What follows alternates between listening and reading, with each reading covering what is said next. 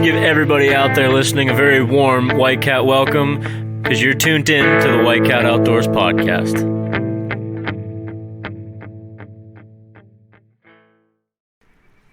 What's going on, everybody? Thanks for tuning in for this. It is now the 32nd episode of the White Cat Outdoors podcast. Did you know that just by off the top of your head? I sure did. Yeah, I think you were just looking it up. I remember, actually, while that beautiful intro was playing that our good family member, Sam McCautry, recorded, Frank was out there looking it up because I wouldn't tell him.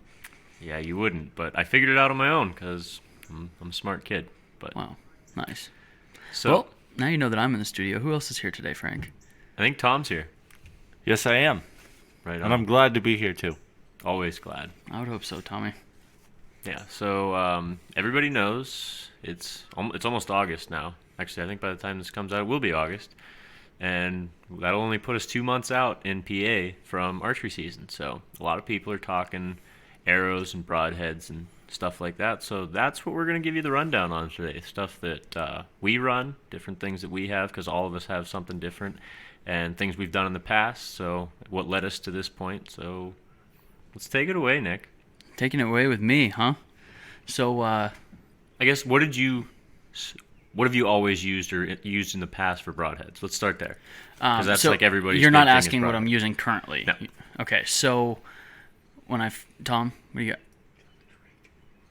got? Yeah. So Frank's going to grab us a couple beers while I start us off here. So when I first started hunting, the big thing was Rage broadheads. And I was using Rage. I used Rage 3 blades, cut on contact. And, I liked them. I really did, actually. I never had any problems with them. I shot Rages for a couple years, too. Like, it wasn't the first thing I shot, but, like, the first time I ever saw Rages was when I was up in Alaska for the first time I shot my bear. There was some other people in camp that were shooting Rages, and I think one of them had 2 blades and one of them had 3 blades, and they both shot bears with them. It seems like everybody I've talked to in the archery world has shot a Rage at one point or another throughout for their sure. time. Yeah. Yeah, they were definitely super, and they're still They popular still now. really Rage in the cage. Yeah, That's what but everybody for says. a long time, it was like all people were shooting. Yeah, I went through my Rage phase. Mm-hmm. The Rage days. Yeah, shortly after I got back from that trip, I started shooting Rages for a few years. But and I tell you what, they do on the deer that I've tracked after a deer's been shot with a Rage. The blood trails were really nice. they cut a friggin' hole. There's no doubt about it. But the only thing I didn't like, actually what got me off of Rage, is my first time, or I switched over to the Rage hypodermics when those first came out, and I'm gonna tell this story, and I don't know if it's the arrow or if I hit a limb or something. But anyway, so I had a coyote that I tried shooting with my bow, and the arrow bounced off the coyote, and I don't know if it's like I feel like something else went wrong there. Probably, but that was enough to take my confidence off those arrows. And confidence to me is key when hunting. Yeah, and if you lose confidence in a product, you're thinking about that instead of other things you need to be thinking about. So I switched off a Rage, and which led me to where I'm at now. I shot fixed blade for a little bit, and they were okay, but I just didn't like that they didn't fly nearly as well as my field points. Yeah. And I know there's going to be some dude out there telling me that, well, your bow's not tuned right, so that's your problem. I'm like, well, whatever. I don't care. My bow shoots. I kill deer with it, so whatever. So what I did was jump into a... We have a dog in the studio this evening. She wants some attention. So Addie's walking around. But anyway, so I switched over to a hybrid broadhead. I'm shooting the Bloodsport Gravediggers, and basically it's got 2 fixed blades, so I'm guaranteed cut on contact, and then it's got 2 Are they mechanical. razor points? Yes. Yep, no chisel or anything. It's razor point, and then it's got 2 blades that are mechanical that fold back on contact, so they're not like Rage that kind of push out from the back. Yeah, they fold down from the top. I feel like those mechanicals are a lot more likely to operate every single time, just because of the how they open, going in, they're gonna catch. Yeah, and these ones are actually like tunable, so you can basically make it like as tight or as loose as you want, the mechanical blades. And what I did was basically I set them with a piece of paper. So I want them to open on a piece of paper before it cuts. Do they recommend that, or is there like I don't know. That's because you don't want it so light that when you shoot it, they're opening and messing with your arrow flight. I mean, they don't mess with my arrow flight. Yeah. Like they shoot really like a field point. They like Tom, when we were shooting them the one day when I first started using them, Tom had to adjust his bow a little bit for his arrows. I walked out 30 yards and it was same as a field point. I don't know why. Like I felt like basically like the paper. Like I'd grab a piece of paper and push down on it and basically want to get it to set to where it breaks away just before it starts cutting. Yeah. And that way I figure it will open when it hits hide. Yeah. But I just switched to those last year and I didn't get to draw back on anything. So I'm still using those and we'll see how they do this year. I guess, do we want to just stick with broadheads and we'll just kind of keep working around? So Tom, let's take us on a journey of where you started and where you're at now with broadheads. So my first deer I shot with a Rage 2-blade. Big old meat doe up in New York. I think I was 14 years old. And she was 32 yards. Hit her squares could be right behind the front shoulder, right where you want to. And I got probably about 14 inches of penetration. I could still see about half my arrow sticking out the other side, or not sticking out the side I shot. Yeah, as she was running away. I could see that obviously it was in a good spot, and gave her a couple hours, went out of my tree stand, went and tracked her, and it was by far the biggest blood trail I've ever seen. It was like a foot wide, 2 foot wide strips pumping out either side of this deer where she was running, and she only went 60 yards. But I didn't get that clean pass through that I would have liked to, and I think that is because with the mechanical broadheads you lose a lot of that kinetic energy on impact when the blades open up. No, I mean it's physics. Yeah, I mean if some of the energy is required to use to open the blades, you're losing that penetration. It's basic physics. Yeah. So, I mean, I was definitely happy with it. I shot them for a couple more years, and then I switched over to Muzzy, just your standard Muzzy 3-blade chisel point, 100 grain broadheads. And the first deer I took with those was actually another doe at my buddy Paul's camp, and that was a clean pass through, but the deer was only like 15 yards. It was a clean pass through, and then I found my arrow laying in the mud behind it. So I was like, okay, I'm pretty happy with this, but I didn't have a very good blood trail, partially due to, I think, the rain. That probably washed a lot of it away. So I kept with the Muzzies until the following year, and I shot a buck up in New York with one, and this is one I'm not extremely proud about on my shot, but it happened, so I'll tell you anyway. And this deer was like 7 yards away. It's tough to describe the position it was because it was broadside, but it was like shaped in an L. So it's like, was it like turned back? Like it was turned facing me, but like he's getting shapes out. You guys can't see my hand motions, but like the head and chest were facing me. Get your face back up to the mic. Its head and chest were facing me, but its body was bent in an L. Okay. So its front shoulders were actually broadside. And then its ass end was like closer to you or like away from you? No, if you take an L sideways, like this. Quit hitting the mic. That's how the deer was shaped. Okay. Like that. Okay. So it's like looking right at you, and then like at its front shoulders is where it turned. So like, yeah. Okay. I think we're on the same page now. Keep going. For you listeners out there that don't see my hand motions, it doesn't make much sense here either. Anyway, so in between its neck and right behind the front shoulder, there was only a couple inches due to the way this deer was facing. And I lined up right behind the front shoulder, and my shot actually went in front of the front shoulder, through the neck, through the actual shoulder blade on the other side, and then my arrow stuck about halfway up the shaft into the mud. So I was actually pretty impressed with the penetration going through a neck, a shoulder blade, and that much ground. So it was actually raining a little bit that morning.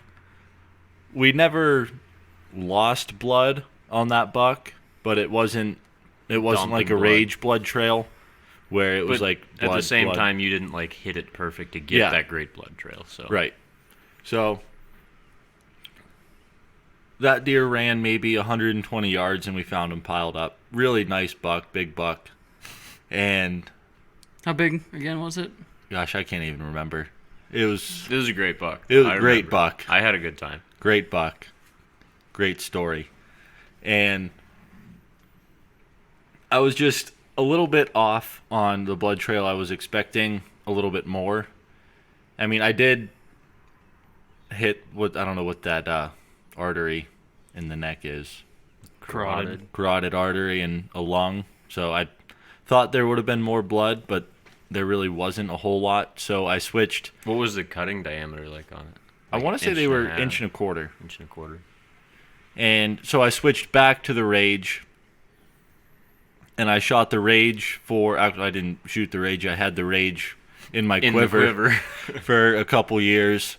And then I got on this whole penetration kick where I need as much power as possible. Like my He wants deer. to see more full penetration. Yeah. Yes. You're an idiot. My deer rifle of choice is a 325 short mag. Just enough to get the job done. Yeah, just the right amount of power needed. I shoot 3.5 inch 12 gauge turkey loads. So I figured Bigger the better. Yeah, so I figured, well, might as well do the same thing with my bow. So I beefed up to 125 grain broadheads. Where'd you go to get this setup for your bow? My good buddy Rich at Indoor Outfitters. Out of Right- Sagertown, PA, is that where it was? Yeah. So if you guys are in our area, Rich is a really good dude to go talk to. Get Yeah, your he bow definitely set up. knows his stuff. So I told Rich, I said, here's what I'm looking for. I said, I'm setting my bow up for whitetail. I want it overkill for an elk. That's what we're going for. So he hooked me up with these QAD Exodus.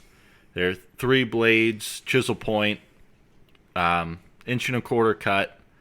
And they actually send Rich this, I don't know what you want to call it. It's like a, It's like a car hood almost. It's like just a thin metal. Sheet metal, probably 11 gauge or yeah, a but little I'm, bit I'm saying like the whole unit, what you would call display. Yes, that's a great word for it. I They really had to dig through Webster to get that one. yeah, they send Rich this display, and it's a big, thick piece of sheet metal that's got Thick sheet is kind of like jumbo shrimp, Tom. yeah, but like it's thick. As far as sheets go, it's thick.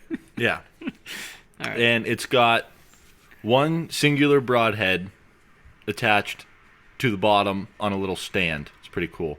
And then in the sheet metal, there's like 6 or 7 holes straight through the sheet metal. And what QAD does is they take one broadhead and shoot it through the sheet metal as many times as they can, same broadhead, until they don't get a clean pass through. And then once they don't get a clean pass through, they put that broadhead on the mount with the sheet metal and send that out as a display. So that's what got me kind of hooked on these babies. I mean, if they can shoot through sheet metal 7 times, same broadhead, they gotta be pretty serious. So, Yeah, definitely. like I said, 125 grain chisel point, 3 blade, inch and a quarter diameter, cutting diameter, and yeah, Excited to use them. Really excited to use one. They See look what mean. see what the talk's about. And I also told Rich, I said, I used to shoot Rage just because, obviously they do have a great cutting diameter, but also they are the only broadhead that I have shot that truly does fly like a field point. So Yeah. every broadhead. Yeah, every out there broadhead is- they're going to say, "Oh, flies just like a field point." Well, that's kind of bullshit because Yeah, They don't. they don't. No. But I told Rich, I says to the guy, I He's said, standing right there. No, I told him that, I'm looking for a fixed blade broadhead with a lot of penetration. And I said, I know all the broadhead companies say that they fly like a field point, but I said, in your experience, have you actually found a fixed blade broadhead that truly does fly like a field point? And he said the QAD Exodus, he said at 80 yards, they will fly almost identical to your field points. So that's coming from a guy that owns an archery shop. So And has shot God knows how many different broadheads. yeah. So I trust him. We're gonna give it a shot. Come mid-season, once I draw blood, we'll give him a review. What are you waiting for so long for? I don't like to burn my tags first day. Actually, that's one of my specialties. So yeah, Yeah, hopefully we get a good blood trail out of them. We'll see. They They look- They they look definitely look mean. like they're gonna poke a hole. yeah. It'll probably put a hole in it. They're a real short, compact looking Mm-hmm. job. So, And I don't think you mentioned they're 125 grain instead of 100 grain. Yeah, he did. I did mention Oh, that. did you mention that? Okay. Yeah. I guess I wasn't paying attention. No, never do. And, the best thing is that really got me sold is the fact that they're made in the USA, baby. That's good So stuff. you can't go wrong there. It's good old-fashioned American-made product. That's a big selling point, especially lately with everything going on in the world. Everybody's switching over to USA made, which can't get enough of that. Yeah. Frank, you shoot broadheads, don't you?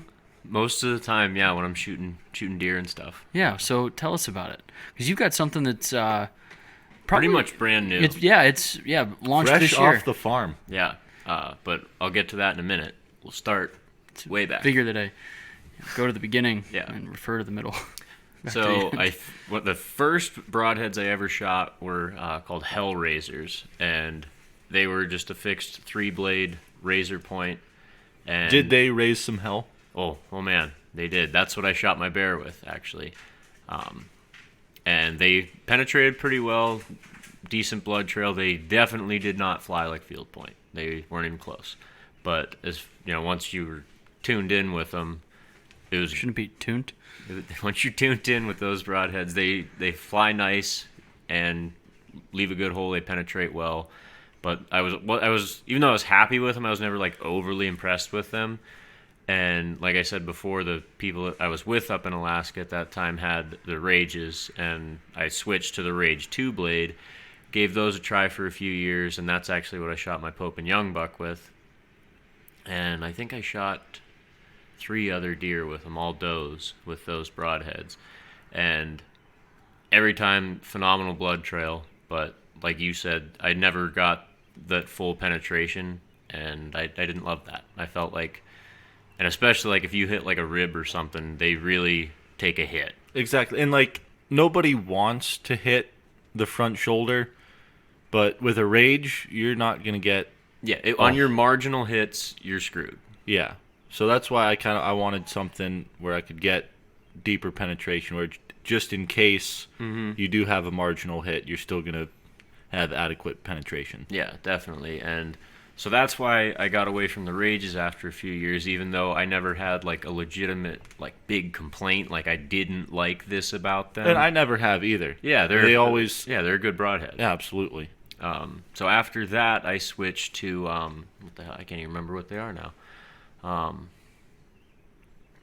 They look almost like a Magnus Stinger. That's not what they are. I can't remember the name Maybe of about them those right now. wasps.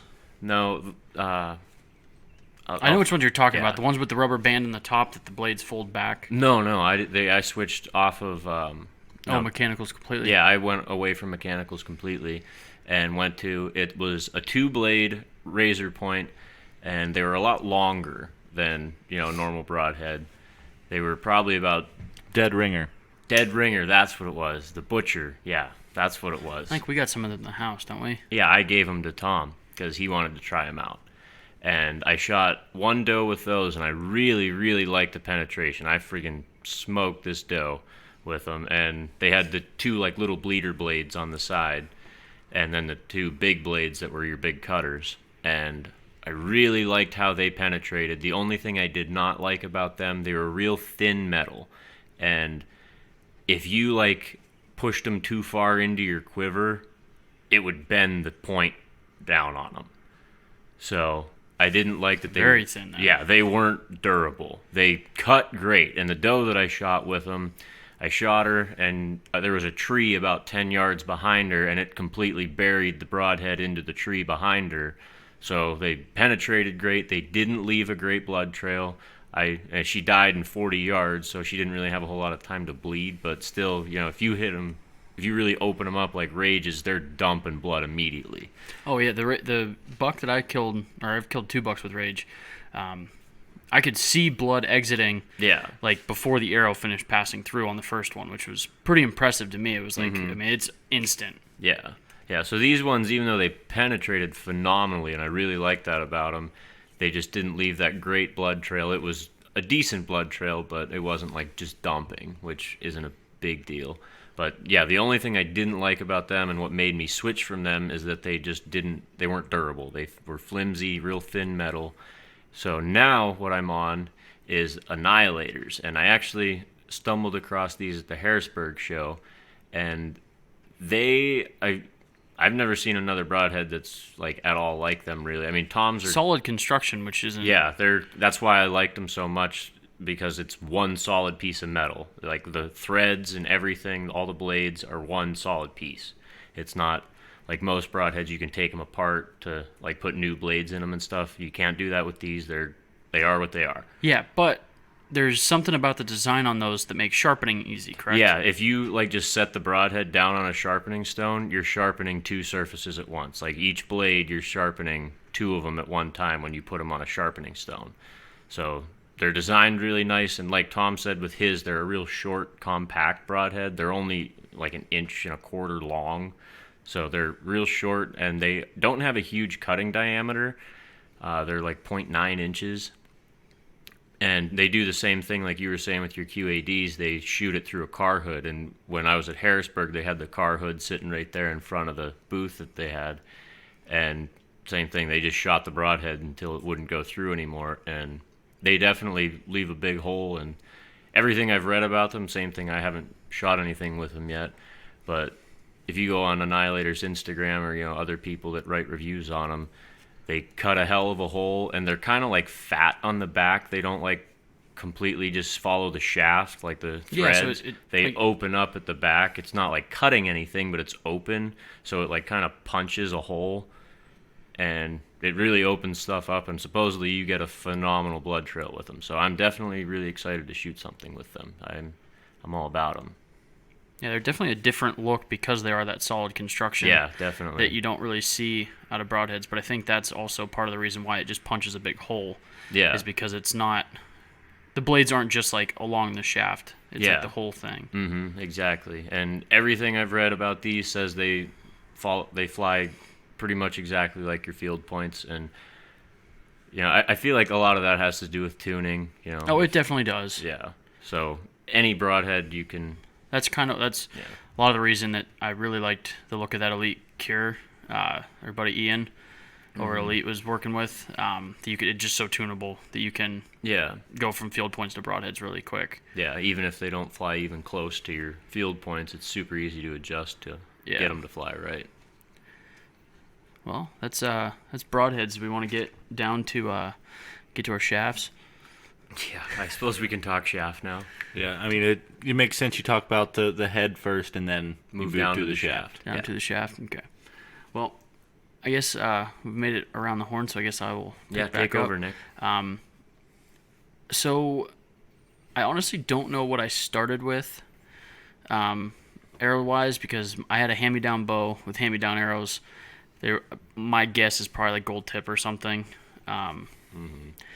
and Up until the last couple of years, like I never really paid attention to my arrow, or like even if it was spined right or anything, I was like, oh, there's some arrows. I'm gonna shoot those. yeah, that's well, I was just a hand-me-down for a while, and then, a lot of practice and a lot of missing arrows led me to have to buy my own. Yeah. So I decided to obviously go get some arrows, and then this is when I started really looking into like spine and weights and all that kind of different thing. And I did some research. Seemed to be that like smaller diameter arrows penetrate better. And that's another physics things, like the thicker your diameter arrow, the more friction you're causing as it's passing through. The thinner Yeah. diameter isn't going to rub on whatever. Yeah, you're it's going to passing be through as lighter much. because it's thinner, but like physics says, the less friction you have, and there's Yeah. obviously momentum, and there's a lot of things that play into the equation. But so I went with Beeman ICS Pro Hunters, 340 spine, which with my draw length at 29.5, and my bow at about 70 pounds. They say is 340 is a good solid spine for that setup. But they're 8.8 grains per inch. So bare arrow, like bare shaft in my 100 grain broadheads, I'm sitting right around like 368 grains. I've never shot mine through a chronograph, so I don't really know how fast it's going. But I'm not a speed guy. I really like. Yeah, I feel like speed is the least necessary thing. Yeah, I mean, especially like certain equipment I geek out about, but like like I don't think there's any bad bows being produced right now. No, they're all pretty solid. The technology's there even for cheap bows. Yeah, and I mean they're all sharing patents and stuff too. I mean, like you've got like Matthews and stuff is using Darton patents and stuff. Like there's different things throughout industry that it's all. I mean, what was it, Bowtech or something? Just got in trouble for using patents of Matthews, or like I can't remember. I can't remember. There's a certain brand, but either way, what I'm getting at is like all the technology's there in every company. All of them are good, so I never really geeked out about those.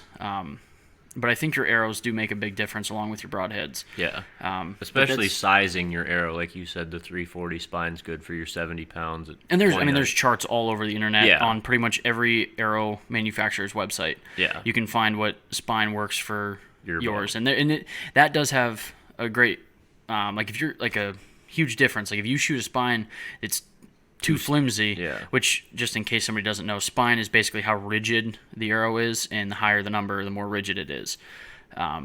So if I were shooting something that was too small or like too low with that kind of poundage, the arrow is going to flex in the air and it's going to create problems. So, like I said, that's worked for me at 5mm arrow and 8.8 grains per inch. And Tom, like you were saying earlier, you just switched up. You wanted the heavier arrow. You were looking for some smack. Yeah, I seen these videos of guys that were turkey hunting with their bows, and they were shooting these birds, and they were literally, you know how like a lot of times you watch turkey hunters with their bows, and they shoot these birds, and then they kind of fly straight up into the air, and then they hit the ground and take off. Well, I was watching this video of these guys. They were shooting birds with their bows, and they were literally knocking them right over. Folding them up. Yeah, and I'm like, that's interesting. I didn't realize you could get that kind of knockdown power out of an arrow. Yeah, that much oomph. That is the scientific term for that. So, anyways, back to my good buddy Rich. He hooked me up with some good old-fashioned high-penetration arrows.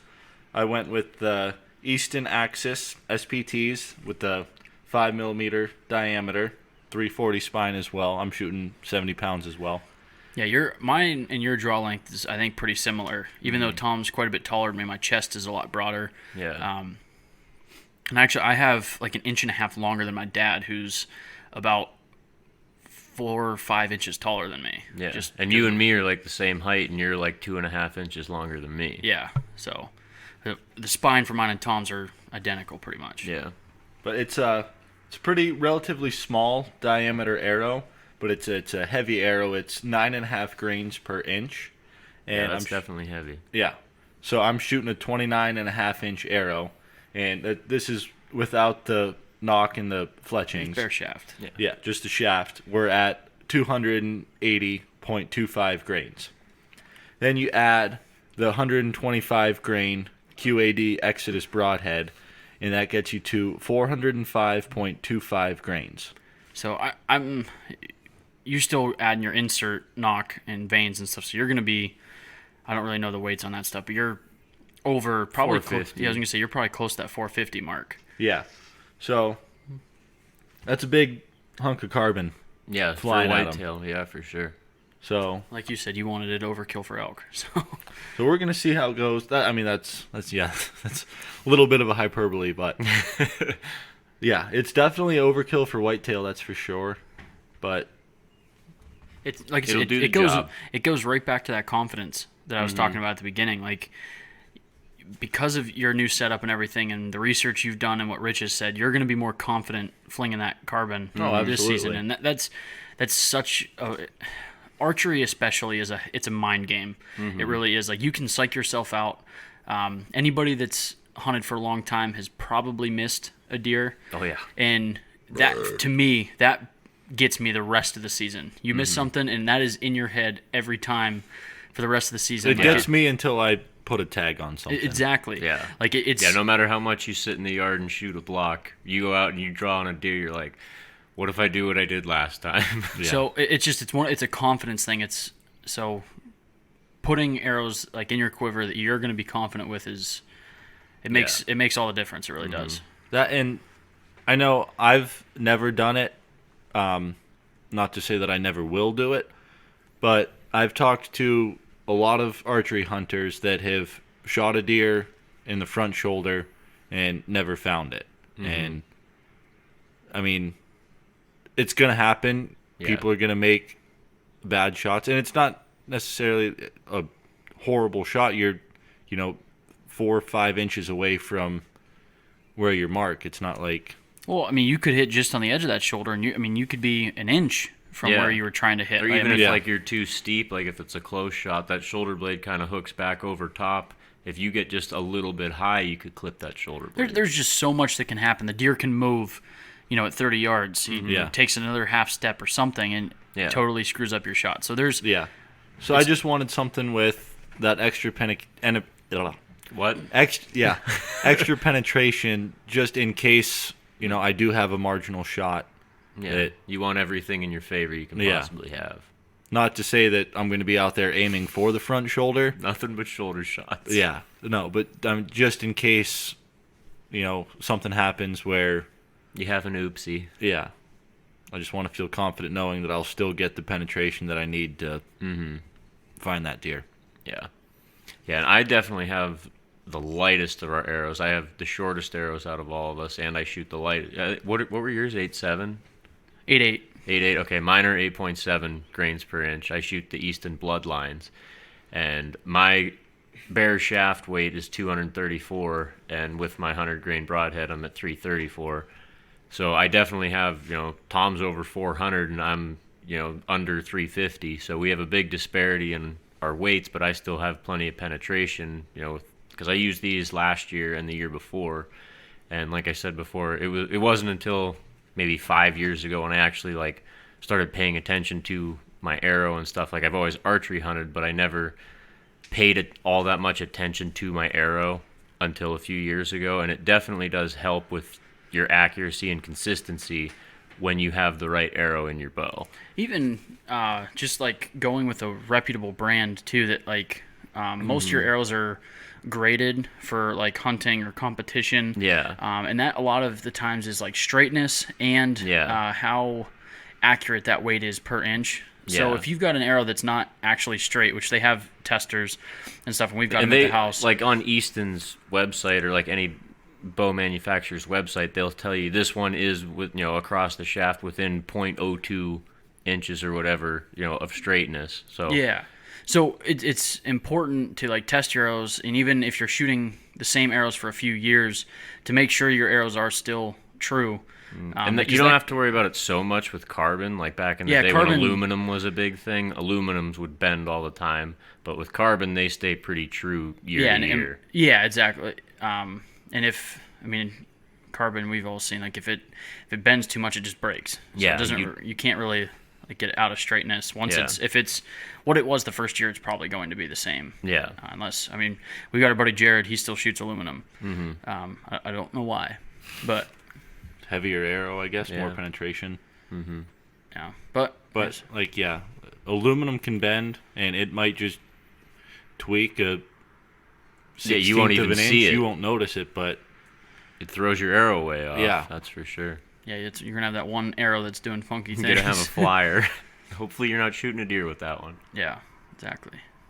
that's what Rich, he was telling me about, these other arrows that were aluminum coating that have Yeah, I've seen great those. penetration, but Are those ones that like get thicker?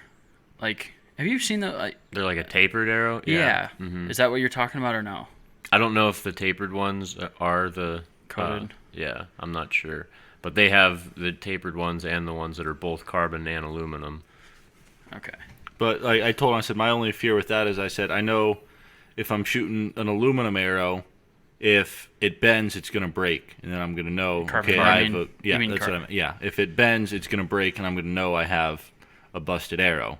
With an aluminum arrow, I might bend it and not realize it, and think I have a fully functioning arrow when in reality that's not the case. And he said, yeah, even with these aluminum covered arrows or whatever you want to call them, The hybrids. Coated. yeah, the aluminum coated arrows, he said that they will bend but not snap. So that kind of shied me away from And those. especially like in your quiver, like if you drop your bow or whatever, something happens, you wouldn't even notice. Yeah. Like your practice arrows, you'll notice a flyer going all the time. But like if you have arrows that you just keep in your quiver that you don't shoot, every single time you're going out, you might bend it on this hunt and then go out in the next hunt and put that arrow on your bow, and you have no idea you're about to send one, a foot out of where Yeah. you want it. If my arrow's broken, I want to know it's broken. Yeah. I just want it to snap and be like, oh shit,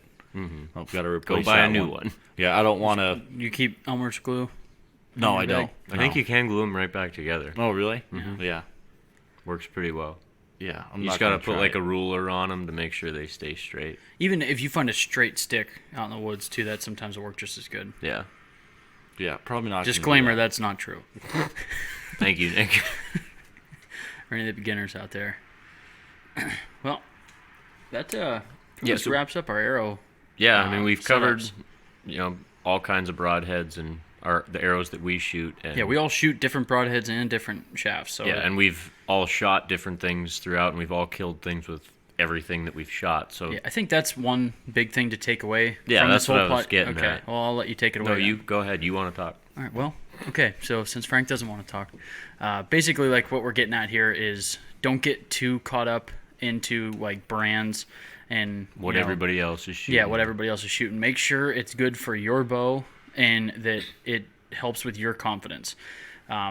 If a certain broadhead makes you feel more confident, by all means use it, because I think as long as like your shaft is designed for that bow or properly like fitted for that bow, you're gonna be just fine, and Yeah. you just want to be confident. So Yeah, Yeah, if and- you're, your big thing is, you want a nasty blood trail, then, those mechanical blades are perfect for you. That's what you're going to get is a nasty blood trail. But you're going to lack penetration. And if you're one of those guys that aren't as concerned with the blood trail and really just want to blow right through that deer, then you might want to look at the mechanical blades because you're going to get better penetration, but a lot of time you'll have less of a blood trail. yeah, there's even FOC is another big thing that's people are talking about now, which is I can't remember exactly what it stands for, but basically it's a percentage on like the weight of your arrow like towards the front versus like the back, like balanced basically. Oh, yeah. So like 7 to 15% is what they consider like a balanced arrow, if you will. So like the front has 7 to 15% more weight Weight. to it. But there's some guys that feel like you need a really high FOC. I don't know. Like I haven't really done much into the science of that. I don't put any weighted inserts or anything, or washers or anything like that. Yeah. So I've even heard of guys like back in the old days either putting like pipe cleaners or sand Yeah, I've in their seen- arrows yeah. to weight them. So, I mean, there's all sorts of tricks out there, little pieces of paracord and stuff. I wouldn't recommend any of that, but Yeah. Easton makes them a certain way for a reason. yeah, and they, like I said, they work. I think don't get too caught up into I can't kill a deer unless I have X, Y, and Z Yeah. for a setup. Yeah, and just- like we were saying, every broadhead that we've ever used, we've killed stuff with. It's just pay attention year to year when you shoot something, what you're observing with that shot. Did you get the penetration? Did you get the blood trail? Did you get, the operation of the mechanical if you're using a mechanical? How durable is the broadhead? Just pay attention to what happened and Yeah. base your opinion off of what you want to shoot and if you want to change. What you're looking for, yeah. Yeah, exactly. If blood trail is more important than penetration, or vice versa, just all the yeah, kinds of just things. pay you can- attention to your equipment. Yeah, exactly. Are any other remarks from you, Tom, before we wrap things up around here? No. All right, well, we're going to wrap it up real quick here because I got the boss yelling at me because I haven't gotten the grass cut over the farm, so I'm going to do Better it. go get her cut. So why don't you guys all join me and get outside?